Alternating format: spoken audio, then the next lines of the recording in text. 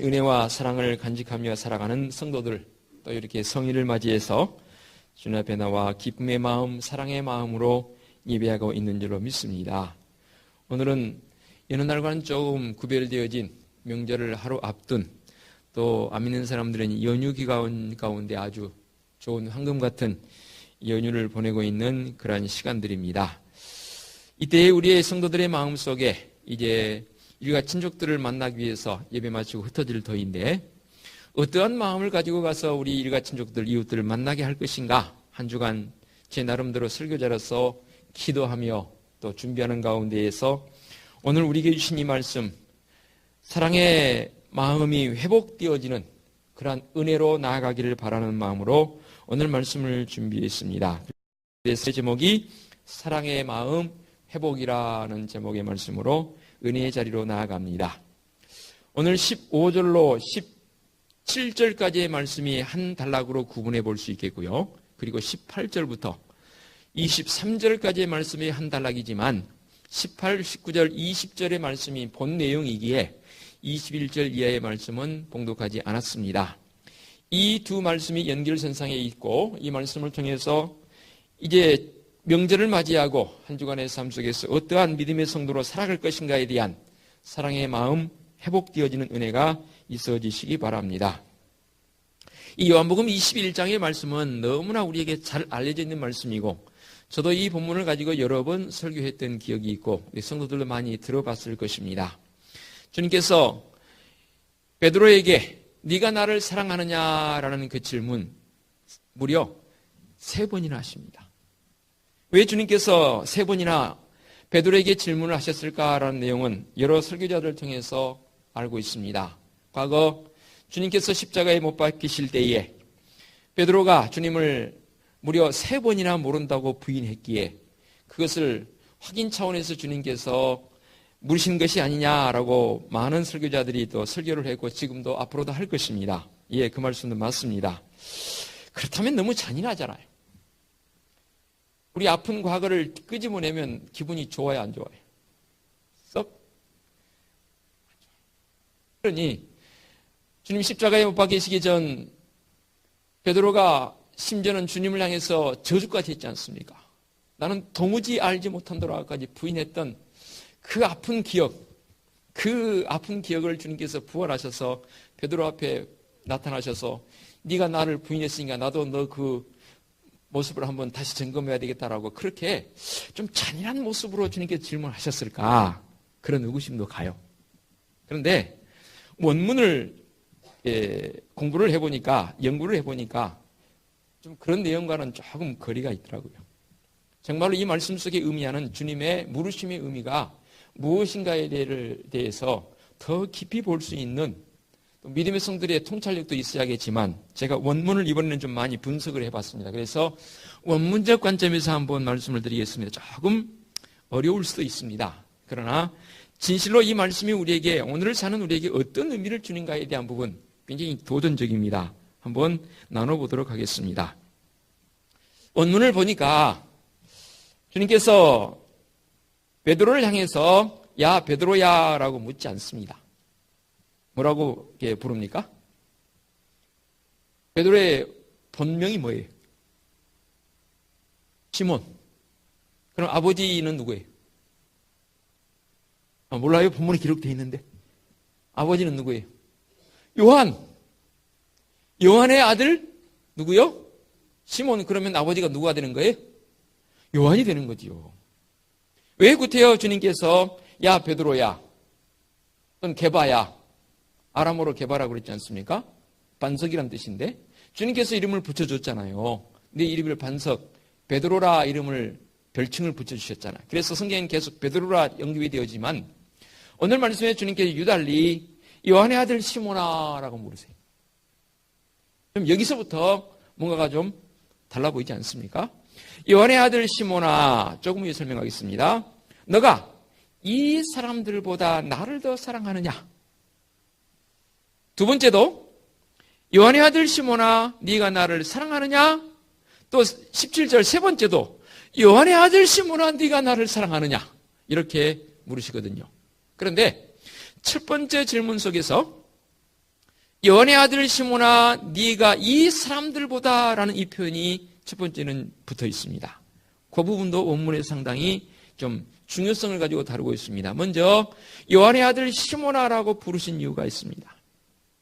시몬, 지금 이 상황은 어떤 상황이냐면 오늘 말씀 21장 15절 앞에 있는 1절로 14절까지의 말씀을 통해서 보면, 특별히 3절에 보게 되면 시몬 베드로가 나는 물고기 잡으러 가노라 하고 자기 고향 물고기 잡으러 갑니다. 그러니까 다른 사람들도 우리도 함께 가겠노라 하고 함께 배에 올랐다고 했습니다. 왜 베드로가 지금 물고기 잡으러 가노라 가버렸어요? 예수님 십자가에 못 박혀 돌아가셔 버렸어요. 그렇게 따르던 스승이 이제 우리식으로 표현해 본다면 그냥 돌아가셔 버렸어요. 죽어버렸어요. 아무런 소망이 없습니다. 그래서 이제 고향 찾아간 거예요. 왜냐하면 베드로의 직업이 뭐였습니까? 어부였단 말이에요. 배운 게 그것뿐인데 뭘 더 해요? 뭐 예루살렘에 가서 다른 뭐 해봐요? 장사해봐요? 안 돼요. 어디 가서 또 다른 농사 해봐야 안 돼요. 그가 배운 것은 오직 물고기 잡아서 어부하는 그 역할이란 말입니다. 그래서 베드로가 나 이제 물고기 잡으러 갈 거야 라고 고향으로 물고기 잡으러 돌아갔다는 말이에요. 그러니까 동행하던 다른 제자들도 아니 혼자만 가면 어떡합니까? 우리도 데리고 가야지요. 다 갈릴리 지역 사람들이니까 아마도 그쪽에 사는 사람들이 함께 하고자 하는 마음으로 갔단 말입니다. 이런 상황 속에서 그날도 물고기 잡기 위해서 그물질합니다. 말씀해 보니까 그들이 한 마리도 잡지 못했어요. 그때 주님께서 나타나셔서 베드로에게 내 그물을 오른편에 던져봐라 하니까 말씀이 있는 대로 본다면 처음 주님께서 제자들을 이 베드로를 부르실 때 상황과 좀 비슷해요. 3장에 보게 되면 그때처럼 아주 그물에 물고기가 가득 찢어진다는 표현은 안 나왔지만 전반부에 나와 있고 지금은 안 나와 있지만 오늘 말씀해 보니까 이 전반부에 물고기들이 가득했다라고 그랬습니다. 그러면서 그 물고기의 수가 나옵니다. 11절에 보니까 시몬 베드로가 올라와서 그물을 육지에 끌어올리니 가득히 찬 물고기가 153마리라. 그래서 모나미 볼펜에서 이것을 기념해서 153 기록하는 그런 것도 있다 그러지요. 이렇게 물고기를 가득 이제 잡았습니다. 그물이 찢어지지 아니하였더라 했습니다. 그래서 예수님께서 이르시되 와서 조반을 먹으라. 주님께서 미리 이렇게 불을 피워 놓으시고 그곳에 이제 고기도 구워 놓으시고 이 제자들에게 이 조찬의 만찬을 아마도 만찬까지는 아니어도 이 조찬을 생선을 구워서 그들과 함께 나누시면서 이제 베드로에게 묻습니다. 요한의 아들 시몬아. 이 요한의 아들 시몬아의 개념 속에서는 물고기 잡으러 간 본래적 베드로의 모습. 그것을 지금 언급하고 있습니다. 그래서 베드로야 묻지 않으시고 요한의 아들 시몬아 이렇게 물으신 거예요. 아마도 베드로의 마음이 뜨끔했을 것입니다. 그리고는 물으십니다. 시몬 베드로에게 이르시되 요한의 아들 시몬아 너가 이 사람들보다 나를 더 사랑하느냐. 자, 이 사람들보다라는 이 표현은 어떤 설교가들이 이렇게 표현합니다. 지금 모여있는 주님의 베드로뿐만 아니라 다른 제자들도 있지 않겠습니까? 이 주위에 있는 다른 제자들보다 너가 나를 더 사랑하느냐라고 물으신 그 물음적 요소로도 이해될 수 있는 본문이기도 합니다. 그렇다면 좀 문제가 생겨요. 왜냐하면 이 말씀을 기록한 사람이 누구예요? 주님의 제자 요한이잖아요. 그러면 요한이 구태여 이것을 말씀을 기록하면서까지 그러면 베드로에게 주님께서 베드로야 너가 요한보다 나를 더 사랑하느냐? 이렇게 묻는 질문일 뉘앙스도 있단 말이에요. 그런 질문적 요소를 가지고 이 말씀을 기록했을까? 그건 아닌 것 같아요. 왜냐하면 원문에 보니까 주님께서 베드로에게 시몬에게 물으신 그 물음의 내용이 뭐냐면 아가파오라는 단어를 썼습니다. 아가파오가 뭐냐면 아가페의 원형입니다. 아가파오라는 것은 절대적 사랑을 말합니다. 하나님의 사랑만을 언급하는 그 말을 쓸 때에 아가페 사랑이란 말하지 않습니까? 아가파오 사랑으로 물으십니다. 네가 나를 사랑하느냐? 그런데 베드로의 대답은 참 완전히 달라요. 예, 아가파오입니다라고 대답할 줄 알았더니 그게 아니에요. 원문은 필로라고 대답을 합니다. 우리가 필레오 사랑이라고 하지 않습니까? 이성 간의 사랑을 그런 표현으로 사람을 사랑하는 그 사랑법이 바로 사람 간의 사랑, 필레오라고 표현하지 않습니까? 필로라는 단어로 대답을 합니다. 베드로의 대답은 시정을간 다 똑같습니다. 첫 번째나 두 번째나 세 번째나. 그런데 주님께서 첫 번째, 두 번째, 세 번째 물으시는데 첫 번째와 두 번째의 물음은 똑같이 아가파오를 사용하십니다. 아가페, 네가 나를 사랑하느냐라고 물으시는 그 질문 속에서 베드로는 공이 필로 합니다. 그런데 주님의 질문 속에서는 첫 번째와 두 번째는 아가파오인데 세 번째 질문에서는 필로로 질문하십니다. 이게 다릅니다. 그냥 다른 게 아닙니다. 의도성이 있는 것이죠. 즉 무슨 의도성을 가지고 있는지 한번 살펴보도록 하겠습니다. 조금 전에 베드로라 묻지 아니하시고 요한의 아들 시몬아라고 물으신 이 말씀과 주님의 질문과는 연결이 되어 있습니다. 그리고 이 사람들보다라는 이 표현 속에서는 너가 다른 제자들, 이타의 내 주변에 있는 사람들보다 또는 세상에 나를 사랑한다고 말하는 사람들, 그 사람들보다 나를 더 사랑하느냐라고 물으시는 그 질문으로 이해해 볼 수 있겠지만 그런 개념이 아니란 말이에요. 원문을 분석해 보니까 이 사람들보다라는 이 표현 속에서는 이게 명사형인데 중성 복수 명사이기도 하고 남성 복수 명사이기도 합니다. 그러니까 사람으로라고 번역되기도 하지만 물건으로도 번역되어집니다. 이것들로도 번역이 됩니다. 근데 우리 성경에는 그냥 이 사람들보다라고 번역을 했습니다. 그런데 이 사람들보다는 이것들보다라는 개념으로 번역을 해야 더 훨씬 더 원문에 가까울 것 같아요. 왜 그렇게 되냐면 조금 전에 설명했듯이 이 사람들보다라고는 비교의식이잖아요. 주님께서 비교의식 속에서 네가 나를 더 사랑하느냐고 물으시는 그 질문의 의도는 아닌 것 같아요. 그렇다면 요한이 구태여 이것을 자기도 이 속에 들어가는데 주님 아니 베드로가 아닌 다른 사람의 불효 가운데 요한 자신도 이게 들어갈 터인데 구태여 이걸 이렇게 말씀을 기록하면서까지 요한이 이 요한복음을 기록했을까? 그런 관점은 아닌 것 같아요. 다른 관점은 이것들보다 그러니까 베드로의 지난번 지금 이 상황에서 어떤 상황이 되었으면 나는 물고기 잡으러 가노라라고 말한 시몬 시절로 다시 돌아가 버렸다는 말이에요. 내가 너희로 사람을 낚는 어부가 되게 하리라고 베드로를 부르실 때 그 이름을 이제는 시몬이라 하지 말고 베드로라 게바라까지 이름을 바꿔주면서까지 불렀던 주님의 사역적 감동의 모습, 그 제자의 모습이 이제는 없어져 버리고 시몬으로 돌아가 버렸단 말이에요. 시몬으로 돌아가서 지금 뭐 하고 있어요? 어부하고 있잖아요. 베드로 너가 어부하고 있는 이것들. 자, 어부하고 있는 것들은 뭐예요? 지금 만선의 기쁨을 맞이했습니다. 또 그동안에는 자기 형제와만 어부 생활을 했을지 몰라도 지금은 같이 하는 사람들이 더 많아졌습니다. 등등. 과거 시몬 시절의 그 시절의 모습도 한편으로 본다면 지금 더 훨씬 더 여건이 좋아져 버린 이 상황. 자, 베드로야. 너의 어부 생활적 요소 시몬의 생활, 그 생활 이것들보다도 나를 더 사랑하느냐? 라고 물으시는 거예요. 그렇지 않겠습니까? 그러니까 베드로가 여기서 그 사랑에 묻는 법에 필로라고 대답은 이 필로적 요소는 구태여 구별을 지어서 주석가들은 꼭 하나님의 사랑, 아가페 사랑, 또 사람과의 사랑, 필레오 사랑 그런 개념적으로 구별을 짓지 말고 베드로의 그 대답 속에서는 진실함적 요소를 보는 게 좋겠다라고 주석을 붙이더라고요. 그래서 저도 마찬가지로 생각합니다. 그때에 베드로가 대답합니다. 예, 주님 그러하나이다. 주님을 사랑합니다라는 이 고백, 그 고백 속에 주님께서 내 양을 치라라고 말씀하십니다. 지금 베드로에게는 양이 주어져 있지 않습니다. 그런데 양을 치라 말씀하십니다. 지금 베드로가 고백하고 있는 그 고백 속에 진정성을 담아서 주님께서 이 베드로에게 되어질 일을 여기서 말씀하고 있는 것이지요.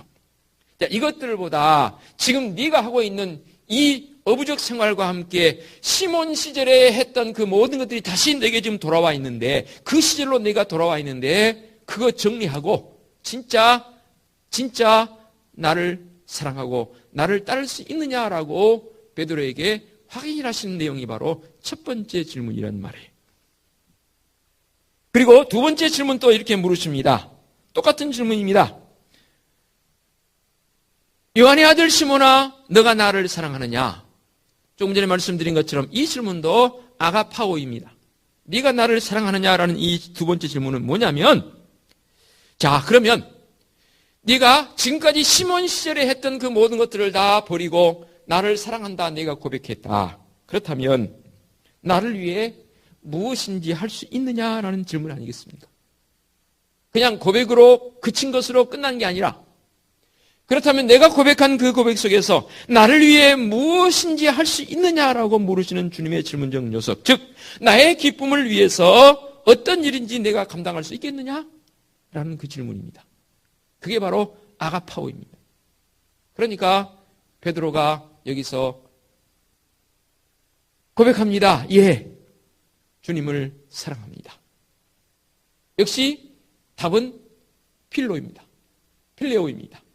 그때도 주님께서 내 양을 치라 말씀하십니다. 자, 여기에서 세 번째 질문으로가 들어갑니다.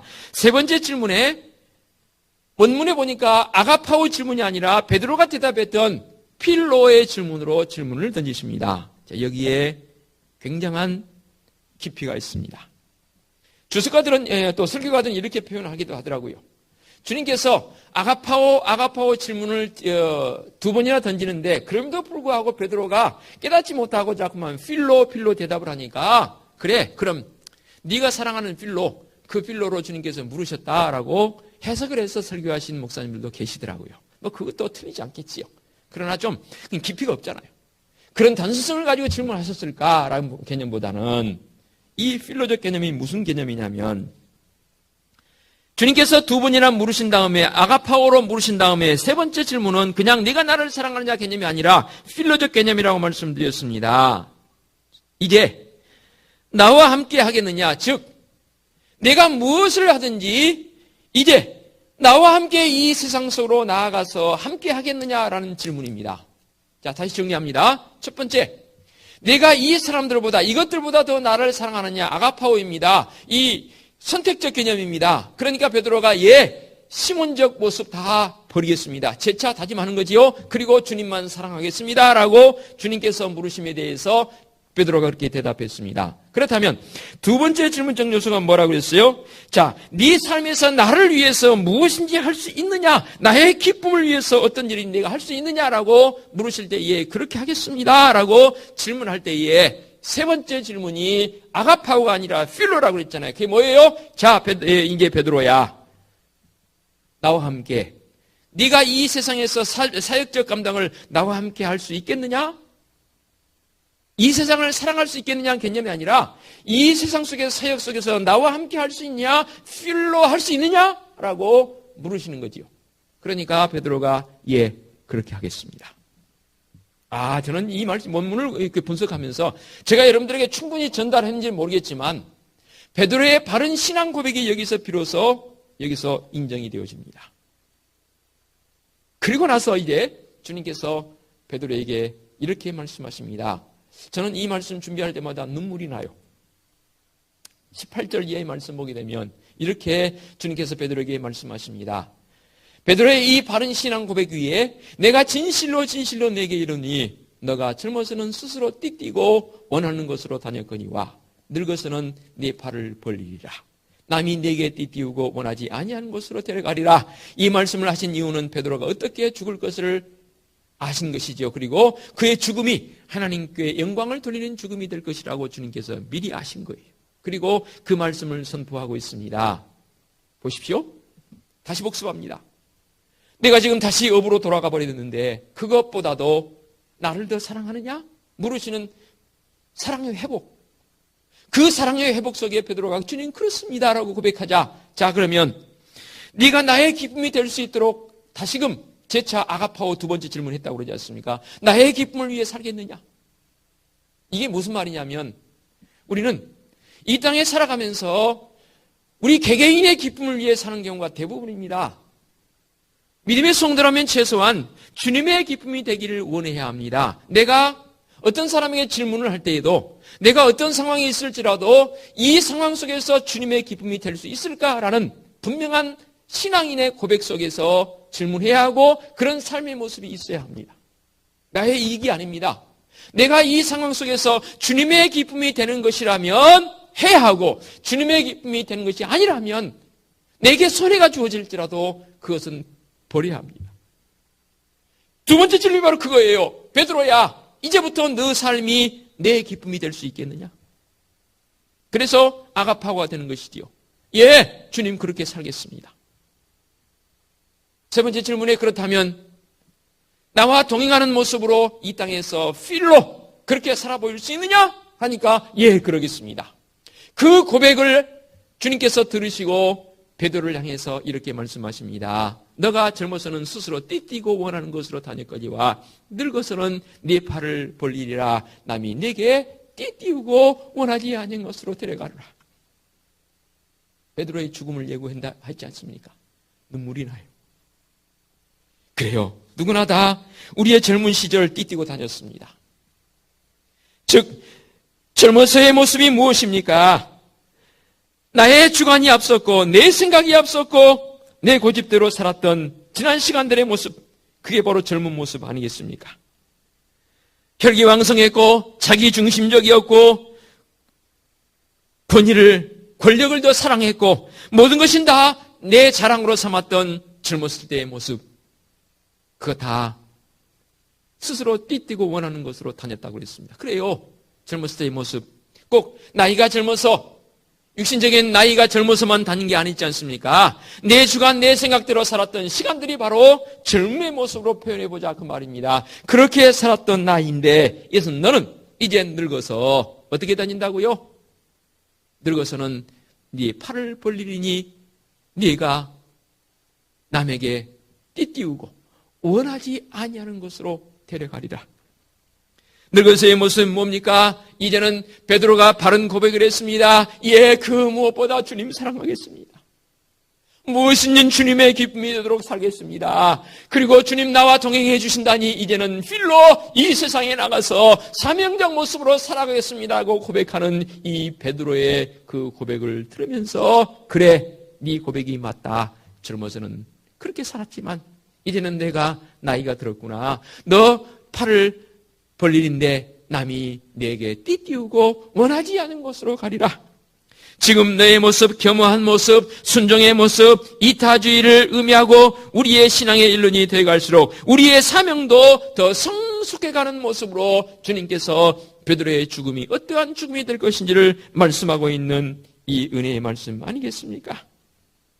사랑하는 성도 여러분, 명절을 맞이하고 있는 우리 믿음의 성들의 삶의 모습이 어떠해야겠습니까? 오늘 말씀의 제목처럼 주님이 십자가에 못 박이실 때에 베드로는 주님을 모른다라고 3번이나 부인하고 도망가 버렸습니다. 그리고 시몬 시절로 돌아가 버렸습니다. 그런 시몬에게 다시 주님께서 나타나 보이시면서 사명을 요청하는 그보다 먼저 요청하는 게 있습니다. 바로 수용적 존재로서의 사랑. 네가 나를 사랑하느냐. 오늘도 우리도 베드로와 별반 다를 바 없는 사람 아니던가요? 이 예배당 문을 열고 나가면 우리의 삶에서 우리는 주님을 얼마나 구체적으로 주님 모릅니다. 베드로처럼 고백할지 부정할지 하는 모습은 아닐지 몰라도 우리의 삶에서 얼마나 주님의 모습을 부인하며 살아가고 있나요? 아니, 부인한다 개념보다는 더 우리의 삶의 애착을 가지고 있나요? 시몬의 모습으로 돌아가 버린 그 베드로를 향해서 요한의 아들 시몬아, 네가 이것들보다도 나를 더 사랑하느냐? 둘 중에 어느 것을 사랑하느냐? 물으실 때에 베드로가 고백합니다. 예, 주님, 죄송합니다. 지난 시간들 젊어서 띠띠고 다녔던 그 모습들 사랑했던 것 다 내려놓습니다. 그리고 주님만 사랑합니다. 그동안은 나의 기쁨이 되어서 내 것을 추하고 개인적인 이기적인 못 살았던 다 이제 내려놓습니다. 이제는 주님의 기쁨이 되겠습니다. 나 주님의 기쁨 되기 원합니다. 우리가 찬양도 하지 않습니까? 예, 주님의 기쁨이 되겠습니다 했더니 그래, 나와 함께 동행하며 필로 사랑하자. 내가 너와 함께하리라. 내가 너와 동행하리라 말씀하신 그 주님의 선언의 말씀을 우리가 마음속 깊이 새기면서 주님, 그렇군요. 과거 어릴 적 모습은 다 이제는 내려놓겠습니다. 젊어서 스스로 띠뛰고 원하던 곳으로 다녔던 시절들 다 내려놓겠습니다. 늙어서는 내 팔을 벌리려니 남이 네게 띠뛰우고 원하지 않는 곳으로 태가리라 하신 그 말씀을 따라서 주님 이제 성숙함으로 나아갑니다. 이런 모습을 사도 요한이 그때야 기록한 이유가 무엇이겠습니까? 베드로는 사도 요한보다 먼저 순교의 자리로 나아갔습니다. 그렇죠? 무엇을 의미할까요? 처참한 순교도 제자들 가운데는 가장 오래 살았던 사도 요한도 다 본질적으로 한 사명자들입니다. 무슨 사명입니까?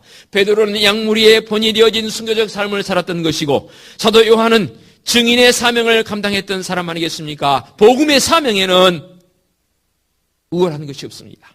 다 똑같습니다. 그저 진실과 성실함만이 요구될 뿐입니다. 이 본래적 사명을 감당하기 위해서는 가장 전제되어야 할 게 무엇입니까? 주님께서 요한의 아들 시몬에게 물었던 그 질문, 요한의 아들 시몬아, 네가 이 사람들보다도 나를 더 사랑하느냐?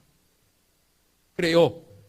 시몬적 그것이 좋아서 주님이 이제 돌아가셔버렸고 하니까 그 본래적 모습으로 돌아가 버렸던 이 시몬, 그를 향해서 사랑의 회복을 질문하십니다. 네가 이 사람들보다도, 내가 이것들보다도 나를 더 사랑하느냐? 모든 은사 위에 뭘 더하라고요? 사랑을 더하라. 이 명절에 사랑이 회복이 되어지는, 그리고 그 회복적 마음을 가지고 누구를 만나든 그 주님의 사랑을 나눌 수 있는 참으로 소중한 이번 명절 되어지시기를 부탁을 드리겠습니다. 기도하겠습니다. 거룩하신 아버지 하나님, 참 감사합니다. 오늘도 우리에게 말씀의 은혜를 더해 주시고 이 말씀을